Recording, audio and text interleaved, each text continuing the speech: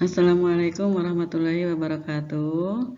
Selamat pagi anak-anak. Mudah-mudahan kita semua dalam keadaan sehat semua ya.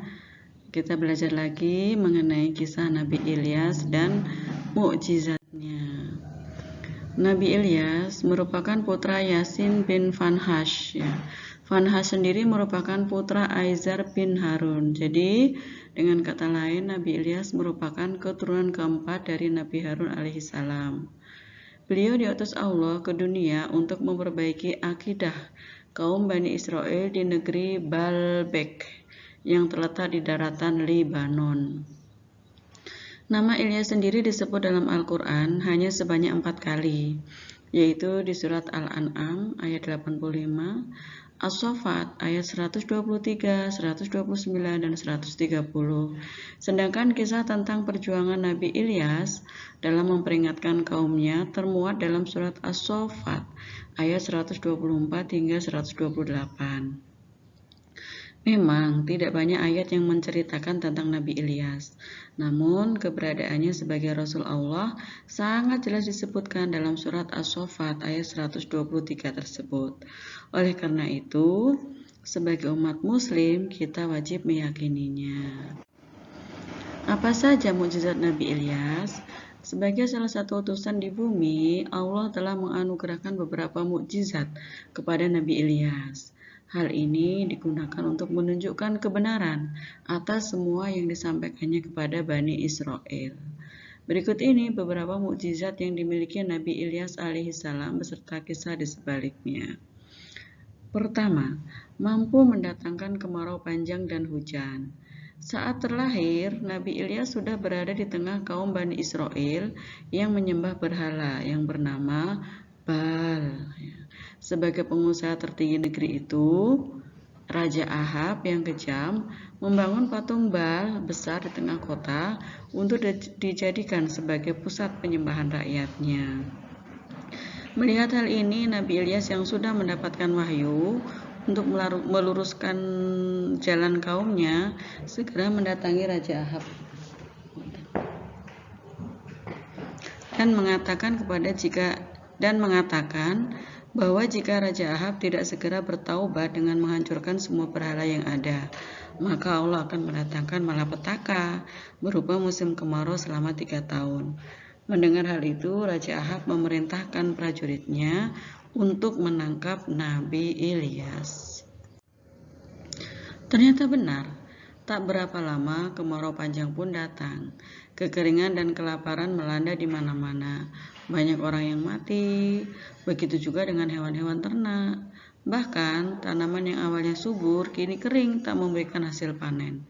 Mereka kemudian mencari Nabi Ilyas untuk meminta maaf, mohon ampun dan bertaubat kepada Allah. Mereka meminta Nabi Ilyas untuk memintakan hujan kepada Allah.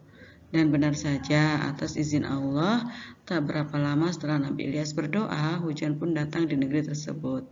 Kehidupan kembali ada di negeri ini. Sayangnya, mereka kembali terlena dan menyembah berhala hingga Allah mengirimkan azab yang kedua kalinya.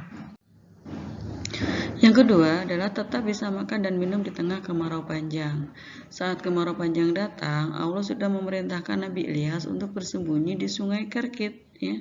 Di sungai inilah Nabi Ilyas dapat memperoleh minum. Sedangkan untuk makanan, Allah sudah mengirimkan seekor burung untuk membawakan makanan setiap pagi dan sore. Sehingga meskipun negeri dilanda kekeringan dan kelaparan, Nabi Ilyas tetap terjamin kebutuhan makan dan minumnya. Yang ketiga, dapat menyembuhkan penyakit Nabi Ilyas yang sangat parah. Saat sungai Kerkit juga mengalami kekeringan, ya, Nabi Ilyas yang bersembunyi di dekatnya pun menjadi panik. Belum lagi prajurit yang masih melakukan pengejaran kepadanya. Oleh karena itu, ia pun berlari dan bertemu dengan keluarga yang baik. Salah satu anggota keluarga tersebut, namanya Ilyasa, mengalami sakit yang sangat parah. Karena sudah menolong, Nabi Ilyas berusaha memohonkan kesembuhan atas Ilyasa kepada Allah. Dan benar saja, Ilyasa yang di kemudian hari menjadi sahabat sekaligus penerus kenabian Nabi Ilyas menjadi sembuh seketika. Yang keempat, selamat dari kejaran istri Raja Ahab yang sangat kejam. Raja Ahab mempunyai istri yang tidak kalah kejamnya dengan sang suami. Saat mengetahui patung Baal dihancurkan oleh Nabi Ilyas, ia bersumpah untuk mengejar Nabi Ilyas dan membunuhnya. Mendengar hal tersebut, Nabi Ilyas bersembunyi di sebuah gua di atas bukit sesuai perintah Allah. Dan saat pasukan istri Raja Ahab melakukan pengejaran, terjadilah gempa yang sangat besar hingga mereka porak-poranda. Sementara itu, Nabi Ilyas selamat di dalam gua. Yang kelima adalah membangkitkan orang yang sudah mati. Di tengah kemarau panjang, Nabi Ilyas melihat seorang nenek yang sedang membawa sedikit air dan gandum untuk makan anaknya. Ia kemudian meminta nenek tersebut untuk membawa air dan gandum tersebut untuknya.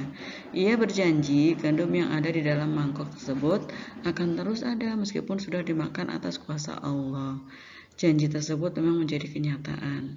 Namun, sang anak tiba-tiba meninggal. Nabi Ilyas kemudian mohon kepada Allah untuk menghidupkan kembali anak tersebut. Ya, demikian tadi kisah dakwah dari Nabi Ilyas dan mukjizat-mukjizat yang diturunkan Allah kepadanya. Mudah-mudahan kita bisa mengambil hikmahnya ya. Wabillahi taufiq wal hidayah. Wassalamualaikum warahmatullahi wabarakatuh.